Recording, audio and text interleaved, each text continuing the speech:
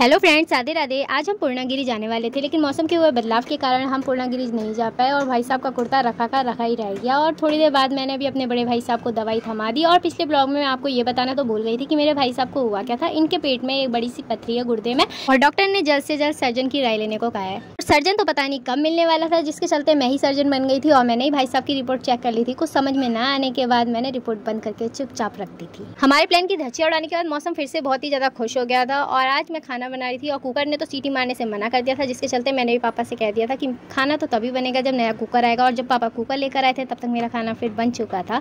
Cooker की unboxing करने के बाद तो हमने कुकर को साइड में रख दिया था। रीजन ये था कि नए कुकर में जब तक कुछ मीठा ना बने तब तक उसका उद्घाटन नहीं होता हमारे यहाँ। अरे पुराने कुकर का तो हाल कुछ इस तरह था, इसे जितना भी बंद करो ये फिर भी बार बार खुल जाता था और मैं इससे बहुत बुरी तरह से परेशान थी। थोड़ी देर बाद पापा और भाई साहब में दवाई वगैरह का डिस्कशन होने लग गया था कि कहाँ से क्या करना है। उसके बाद शाम को मम्मी और मैं मार्केट की ओर चले गए थे। और जब भी हम सुनार की दुकान में जाते हैं ना, सुनार की दुकान में सारा सामान पड़ा हुआ देखकर मन तो करता है दुकान को लूट लें। फिर अपनी भावनाओं को वश में करने के बाद मैंने तो जो लेना था वो छोटी सी बाली ले ली थी भाई के कान के लिए।